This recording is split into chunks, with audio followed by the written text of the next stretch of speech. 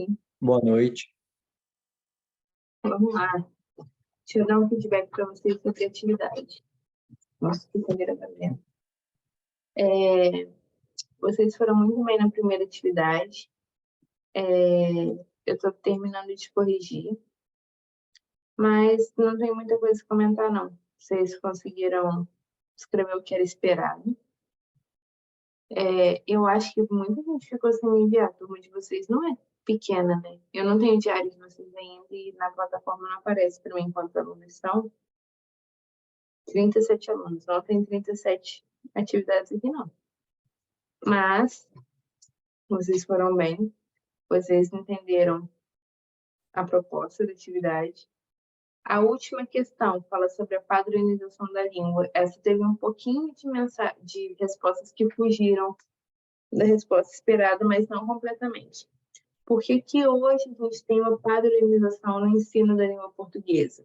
Porque a ideia é fazer com que todos os países falantes de língua portuguesa tenham a mesma base, tenham a mesma formação, digamos assim. Então, essa padronização visa nivelar a língua para todos os países falantes da língua portuguesa, para que esse intercâmbio cultural ocorra de uma maneira mais prática e seja mais fácil. Por isso que hoje é muito fácil a gente chegar em Portugal ou falar com portugueses de fato e entender basicamente tudo que eles falam, que foge um pouquinho do nosso entendimento, é mais da parte gramatical, né? Algumas construções, algumas frases de efeito para eles fazem sentido e para a gente não, porque isso é mais cultural. Mas o embasamento da língua e a comunicação fica mais fluida porque hoje a gente tem essa padronização. Do resto, vocês foram muito bem falando sobre a importância do ensino da língua, que é justamente entender e se comunicar de uma maneira mais fácil. Deixa eu tirar esse moletom aqui, porque aqui tá quente. Também, que é a norma culta, é o ensino da parte mais rebuscada da língua, é aquela língua mais que é ensinada nas escolas hoje em dia, que antigamente era a linguagem mais que quem tinha mais acesso era quem tinha poder monetário, que é aquela língua mais niveladinha, mais encaixadinha e que ela segue um padrão mais rigoroso. Qual a diferença entre a língua falada e a língua escrita? A língua falada ela é espontânea, ela não precisa de muita formalidade. Por quê? Porque ela é muito flexível, ela varia de ambiente para ambiente, de contexto para contexto, de pessoa para pessoa. A língua falada, não. A língua falada é aquela... A língua escrita, não. A língua escrita é aquela mais rebuscada, que ela precisa dar conta sozinha da informação. Então, por isso, ela é uma língua segmentada, é uma língua que segue um padrão e tem um ordenamento específico. O que é ortografia? O sistema convencional que dita principalmente a forma padrão de escrever. Então, trata desde as letras do alfabeto até a parte de acentuação, porque ela fala sobre a escrita correta, bonitinha. Então, o trabalho foi muito tranquilo, vocês foram muito bem. Pessoal que não fez ou que fez e não me enviou, eu vou aumentar um pouquinho o prazo para que vocês não fiquem sem nota, porque a próxima atividade vai ser sobre as nossas próximas 3 ou 4 aulas, se eu não me engano. Então, para não ficar engavetando um tópico no outro e cobrar sempre as mesmas coisas, a gente vai trabalhar essas atividades em blocos. Essa primeira atividade foi baseada nas últimas 3 aulas, se não me engano, 3 ou 4. A próxima vai ser baseada na aula de hoje, nas próximas também até atividade, para que a gente tenha essa divisão e fique mais fácil de fazer as atividades, tá bom? Deixa eu abrir o slide aqui.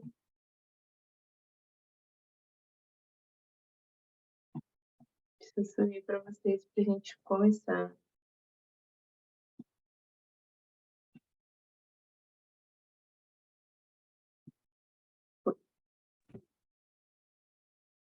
Vamos lá.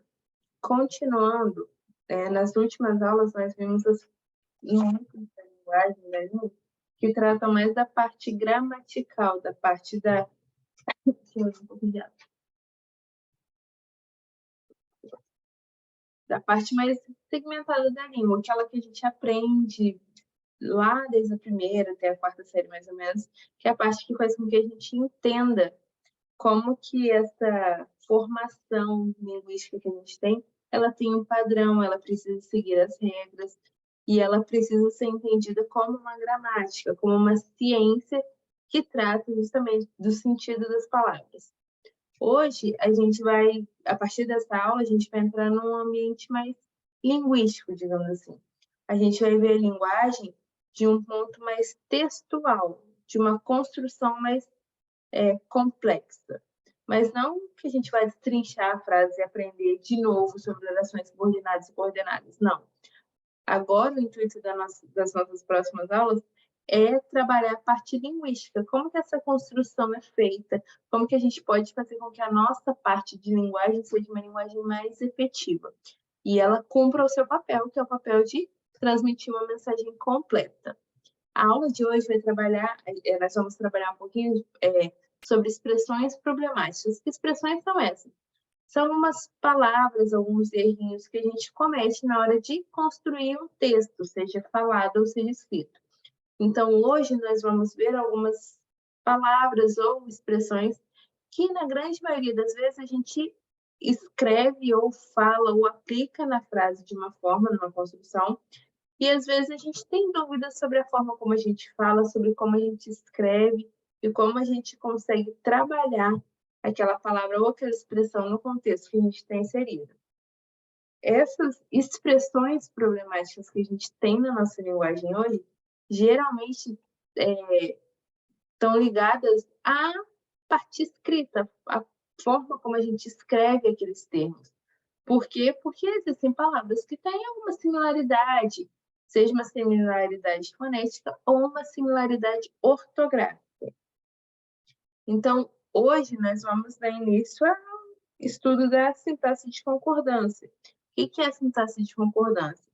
É a sintaxe que fala sobre a parte onde a gente consegue adequar, adaptar uma palavra na outra para que o nosso texto alcance o nosso principal objetivo, produção de sentido.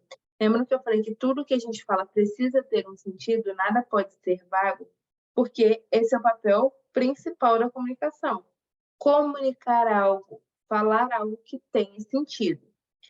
Desde a primeira aula, eu falo com vocês que o meu intuito aqui não é trabalhar a língua portuguesa, fazer com que vocês decorem gramática, que vocês decorem fórmulas prontas. Eu quero que vocês entendam que falar e escrever bem é muito importante na nossa comunicação, principalmente porque isso faz com que o nosso discurso seja um discurso claro, que ele não cause ambiguidade, que ele não cause dúvidas em quem está ouvindo ou quem está interagindo nessa comunicação com a gente. Então, hoje nós vamos trabalhar basicamente isso. Os errinhos que a gente tem no nosso dia a dia, na grande maioria das vezes, por falta de conhecimento, e isso pode causar uma comunicação prejudicada, uma comunicação complicada. Por quê? Porque a gente precisa saber aplicar algumas expressões. Algo que às vezes é tão corriqueiro, é tão recorrente, às vezes a gente perde a mão, perde o sentido, perde a noção por causa da nossa falta de uso. Para a gente entender que expressões problemáticas são essas, primeiro, a gente precisa entender a diferença entre homônimo e parônimo, que são os termos que fazem parte do estudo da semântica, que é o estudo do significado das palavras. Então, nos homônimos, a gente tem as palavras que têm a mesma pronúncia e, às vezes, a mesma escrita, mas significados diferentes. E as parônimas são as palavras que são muito parecidas na pronúncia e na escrita e também têm significados diferentes. Então, nos homônimos, a gente tem algumas classificações. A gente tem as palavras homógrafas, que são aquelas que são iguais na grafia e diferentes na pronúncia. O exemplo que a gente tem aí é colher, verbo, e colher, substantivo. Jogo, substantivo, e jogo, verbo. A escrita é a mesma, a pronúncia é diferente. A gente tem também homófonas, que são as palavras que são iguais na pronúncia e diferentes na grafia. Então, a gente tem concertar de harmonizar, de música, concerto de harmonia, de sons, e consertar de reparar algo. Observe, a gente tem palavras que têm a mesma pronúncia, só que a escrita muda. A gente tem também os homônimos perfeitos, que são aqueles que são iguais tanto na grafia quanto na pronúncia. Então, a gente tem, como exemplo, caminho de substantivo, caminho de verbo, cedo de verbo e cedo de advérbio de tempo. A mesma pronúncia e a mesma escrita. Diferente dos parônimos. Os parônimos são as palavras que são semelhantes, elas são parecidas na grafia e na pronúncia, mas têm sentido diferente. E essa, basicamente, é aquela que faz a gente confundir mais. Exemplo que a gente tem aí, que é muito comum de ser confundido, é absolver de perdoar e absolver de aspirar. Às vezes, escrevendo, a gente troca uma pela outra porque são parecidas e não são palavras que a gente usa muito. A gente tem aí comprimento de extensão e cumprimento de saudação. Essa é batata. Geralmente, em textos, eu percebo muito essa troca, principalmente em ensino médio, quando a gente tem aquelas aulas de produção textual. Às vezes a gente trata de um assunto que precise da palavra comprimento ou cumprimento e as pessoas trocam. Por quê? Porque às vezes a gente não se atenta e na hora de escrever, como são muito parecidos, a gente escreve errado. Outra que é muito comum é a gente ter uma confusão na hora de utilizar aí é despensa e dispensa. Despensa é o lugar onde a gente guarda alguma coisa, guarda um alimento, e dispensa é o ato de dispensar algo. Emigrar e imigrar. Emigrar é deixar um país, imigrar é entrar em um país. São palavras que são parecidas, são semelhantes, mas causam esse estranhamento, essa confusão, porque são diferentes no sentido e a gente, na grande maioria das vezes, não usa muito no nosso dia a dia. Então, a primeira expressão problemática que nós veremos hoje é o senão separado e o senão junto. O senão separado a gente usa quando ele é uma conjunção condicional. Quando eu posso substituir por caso, ou quando é uma conjunção integrante, quando eu posso substituir toda a oração por isso, isto ou aquilo. Então, é a mesma coisa de que substituir por caso não. Então, se não chover, caso não chova, irei encontrar meus amigos. Quando eu puder substituir por caso não, aí a gente tem um senão separado. O senão junto, ele tem algumas funções. A primeira função que a gente tem é quando ele tiver o valor de conjunção alternativa. Então, quando eu puder substituir por caso contrário, eu tenho um senão junto. Devemos trabalhar, senão o contrato será cancelado. Devemos trabalhar, caso contrário, o contrato será cancelado. Se eu puder substituir por caso contrário ou a não ser que, aí eu tenho um senão junto. Outra forma que a gente tem de utilizar o senão junto é quando ele tem o valor de conjunção adversativa, quando eu posso trocar ele por mas. Vencemos a partida de futebol não por sorte, mas por competência, senão por competência. Também tem o valor de preposição, que é quando tem o mesmo significado de com exceção de ou exceto. A quem, se não a ele, devo fazer referência durante a palestra? A quem, exceto a ele, devo fazer referência durante a palestra? E quando ele também puder ser utilizado como substantivo masculino, e ele significar algo defeituoso ou alguma falha. Minha namorada é quase perfeita, ela só tem um senão, ela só tem um defeito. Outra expressão que é muito comum a gente confundir é o afim separado e o afim junto. O afim separado é uma locução prepositiva, então, exerce funções de preposição. Então, ele indica principalmente finalidade ou objetivo de algo. Hoje, na linguagem mais informal, a gente usa essa expressão quando a gente quer falar algo sobre algo, alguém no sentido de querer, estar interessado ou estar disposto a ter algo. Então, nesse caso, ela tem o mesmo significado. Em alguns casos, a gente também pode substituir por para. Então, na frase saiu da escola a fim de encontrar os amigos no clube, se eu substituir o a fim por para e a frase continuar tendo sentido, eu tenho um a fim separado. Saiu da escola para encontrar os amigos no clube. A finalidade de ter saído da escola era encontrar os amigos no clube, então eu tenho um a fim separado. Diferente do afim junto, que é quando ele significa algo que é igual ou semelhante ou pertencente ao mesmo grupo. Então, o afim junto está relacionado à ideia de afinidade, proximidade.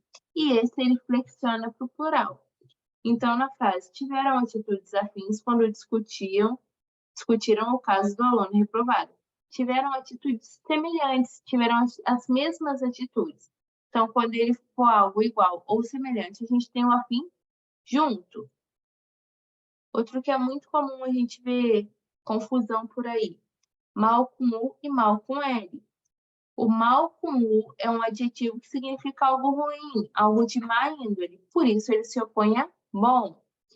Então, trata-se de um mau elemento, pois distorce as verdades. Se eu puder trocar por bom e continuar fazendo sentido, eu tenho o mal com o. Trata-se de um bom elemento, pois distorce todas as verdades. Então, quando eu posso substituir por bom, eu tenho mal com o. O mal com ele pode ser substituído por bem. Então, ele pode ser um advérbio, significar algo que é irregular, algo que está ali de forma inconveniente ou desagradável. Por isso, é o contrário de bem. A seleção brasileira jogou mal, por isso sofreu derrota fragorosa diante da Alemanha. Posso substituir por bem ou falo sobre algo errado, algo desagradável? Eu uso mal com ele. Ele também pode atuar como substantivo e significar alguma doença, alguma moléstia, ou algo que é prejudicial ou nocivo. O mal é que muitos pais não conseguem dar limites aos filhos. É algo nocivo, algo ruim, prejudicial. E também pode ser uma conjunção que um tempo imediatamente após o outro acontecimento. Então, ele pode ser utilizado quando fala sobre algo praticamente simultâneo. Mal entrou na sala, pôs-se a gritar com todos os presentes. Acabou de entrar na sala. Então, fala sobre algo simultâneo. Outro que é muito comum a gente ver erro aí, troca também, é o mais e o mas. O mais, com i, indica intensidade. Por isso, ele é o oposto de menos. E também pode ser utilizado para listar ideias, listar itens ou listar alguns argumentos. É um dos países mais miseráveis do planeta. Eu estou indicando a intensidade, é o maior. Então, eu uso mais com i. O mas com S liga ideias opostas, então ele equivale a porém, entretanto e contudo. Ele tenta aprender uma língua estrangeira, mas não consegue. Ele tenta aprender uma língua estrangeira, porém ele não consegue. Entretanto, ele não consegue. Está ligando ideias opostas. Deixa eu tomar mais água. Outro que é muito comum a gente ver confusão é o aonde, onde e donde. O aonde fala sobre algo que está em algum lugar, ou alguém que está em algum lugar, expressando a ideia de movimento, destino. Então, quando a gente quiser expressar essa ideia de movimento, a gente coloca a preposição a, porque quem vai a algum lugar. Então, a gente coloca a preposição junto com o advérbio e forma a locução, o vocábulo aonde. Aonde você vai com todos os livros? Qual o destino de entrega desses livros? Para onde você está levando esses livros? Ainda não sei aonde irei no sábado à noite. Eu não sei para qual destino eu vou no sábado à noite. Diferente do onde. O onde corresponde a um lugar permanente. E geralmente um lugar físico. Onde você mora? Qual a casa? Qual o apartamento? Qual o prédio? Qual o sítio? É um lugar específico, físico, um lugar determinado. E o donde indica algo que veio de algum lugar. De qual direção? Porque quando a gente fala de algo que vem, ele vem de algum lugar. Então, a gente só acrescenta aí a preposição de, mais o onde. Então, esse vir exige a preposição. Então, na escrita, a gente pode juntar o de onde para o donde. De onde vêm essas palavras? De onde vêm essas palavras? A cidade de onde vim é muito bonita. A cidade de onde eu vim é muito bonita. Outra expressão que é muito comum a gente confundir na hora de usar é o de encontro a e ao encontro de. De encontro a indica choque, colisão, oposição. Então, quando a gente fala sobre coisas ou ideias que estão em confronto de uma maneira metafórica ou literal. Como posso ajudá-la se suas ideias sempre vieram de encontro às minhas? Pertencemos a mundos diferentes. Como que eu posso ajudar eles? A gente está sempre colidindo, entrando em choque. O caminhão desgovernado foi de encontro ao muro, bateu no muro, colidiu com o muro. O ao encontro de significa algo favorável, algo próximo. Então, esse é basicamente quando duas coisas coincidem em um mesmo ponto em comum de uma forma agradável. Como a sua opinião é ao encontro da minha, poderemos lutar pelas mesmas reivindicações salariais. Como nós temos opiniões favoráveis, as mesmas opiniões próximas, a gente pode lutar junto. Ao descer do avião, correu ao encontro do pai e o abraçou carinhosamente. Ela foi favorável, aproximou-se do pai de uma maneira amigável. Então, a gente utiliza ao encontro dele. Outra expressão que é muito comum a gente ver confusão também é o a sozinho e o a do verbo haver. O a sozinho pode ter algumas classificações dependendo do contexto onde ele está sendo utilizado. Então, a gente fala que o a, só a letrinha A, é muito versátil. Ela pode ser utilizada como artigo definido feminino singular, que está ali para especificar um substantivo feminino em um contexto. Pode ser uma preposição, quando ele conectar uma palavra a outra, gerando sentido e estabelecendo ali uma relação de dependência entre essas palavras. E também pode ser uma locução, porque ela vai estar ali com uma outra mais palavra justamente para juntar esses termos. Então, quando ele for um artigo, ele vai ser algo que está definindo algo como feminino e singular. Então, estivemos em consulta com a pediatra. Foi com qualquer pediatra? Não, foi com a pediatra. Estou especificando. Eu disse a ela que estava tudo bem. Nesse caso, tem o valor de proposição porque está regendo um verbo. E ele está ali para que o enunciado tenha sentido. Se eu falo, eu disse ela que estava tudo bem, falta alguma coisinha para soar bonito. Então, nesse caso, tem o valor de preposição. Daqui a pouco vai chover. Tem o valor de locução adverbial, porque está ali num contexto para juntar duas palavras e fazer um sentido maior. Diferente do A com H. O A com H é uma conjugação do verbo haver. Então, é o verbo haver no sentido impessoal. E o significado mais comum que a gente tem é quando ele tem o sentido de existir ou ter. Ou quando eles também significam um tempo decorrido, algo que eu faço, o verbo fazer. Então, se a gente conseguir substituir por haver, existir, ter e fazer, o A é o A com H. A meteorologista disse que há muita probabilidade de chuva amanhã. Ela disse que existe muita probabilidade de chuva amanhã. Há vários livros no meu quarto. Tem vários livros no meu quarto. Não nos vemos há muitos anos. Não nos vemos faz muitos anos. Se eu posso substituir por haver, existir, ter e fazer, eu uso o A com H. Em domicílio e a domicílio. Também é muito comum a gente ver confusão. O em domicílio a gente utiliza quando a gente fala sobre algo sem noção de movimentação. Então, eu ensino português para vocês em domicílio. Estou na minha casa ensinando português. A domicílio é o que é utilizado nessa ideia de movimentação. Então, o restaurante faz entregas a domicílio. Ele movimenta a comida, tira do restaurante e leva para casa.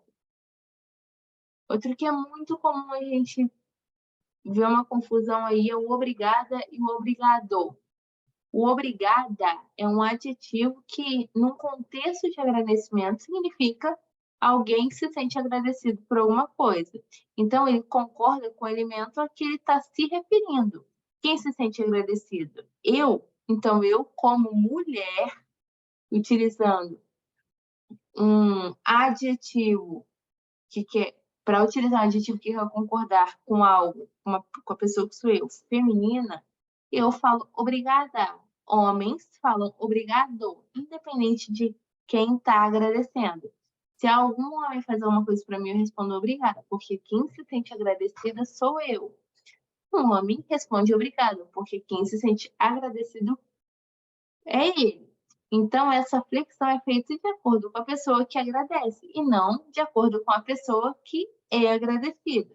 Então, independente de ser homem ou mulher, mulher sempre fala obrigada e homem sempre fala obrigado. Outro que é muito comum a gente ver confusão também é o menos e o menos. O menos não existe. E o menos é um advérbio que não é flexível. Ele é utilizado tanto no singular quanto no plural, tanto nos substantivos femininos quanto nos masculinos. Então, qualquer pessoa fala menos. Não, ele não flexiona, ele não varia. Menos amigos, menos gente. E por último, que é muito comum a gente confundir, é o porquê. Por quê? Porque nós temos 4 porquês na nossa língua portuguesa. Então, a gente tem o porquê separado, que é o porquê feito, utilizado em perguntas diretas. A gente tem o porquê junto, que é aquele utilizado na resposta da pergunta. A gente tem o porquê separado e acentuado, que é sempre utilizado no fim da frase, antes de algum ponto. E temos o porquê junto e acentuado, que é o porquê substantivado. Esse é o que mais causa dúvida. Quando ele equivaler a uma causa, uma razão ou um motivo, ele sempre vai ser utilizado. Esse porquê, sempre junto e acentuado, sempre vai ser utilizado. Por quê? Porque ele vai virar um substantivo e ele é o único que pode ser utilizado no plural. Desconheço o porquê da sua atitude indiferente. Eu desconheço o motivo da sua atitude indiferente. Então, toda vez que ele representar alguma causa, alguma razão ou algum motivo, a gente vai utilizar o porquê junto e acentuado. Então, nós temos o porquê separado, o porquê junto, o porquê separado e acentuado, que é utilizado no final de frase e antes de algum ponto, e tem o porquê junto e também acentuado, que é o porquê substantivado, o equivalente a alguma causa, razão ou motivo de algo. Essas são algumas expressões que a gente tem hoje na nossa linguagem que causam um pouquinho de estranhamento. Por que a gente trouxe ele para a aula hoje? Para vocês relembrarem a importância de dominar não só a escrita, principalmente o entendimento e o uso de algumas palavras, que às vezes no nosso dia a dia a gente esquece como usa, a gente esquece como escreve, porque falta um pouquinho de tato, falta um pouquinho de uso, e isso é muito comum. Mas a partir do momento que a gente entende isso, que a nossa linguagem tem essa nuance de ter palavras escritas, com escritas parecidas, significados diferentes, e na hora da escrita a gente precisa saber onde utilizar cada uma para que a nossa escrita tenha um significado completo, para que ela seja uma comunicação precisa e completa. Tá bom? Galera, por hoje é isso. Eu não vou ficar prendendo vocês, não, porque é sexta-feira, né? 7h40. 7h40 já? Eu acho que é isso, né? 7h35. Alguém tem alguma dúvida?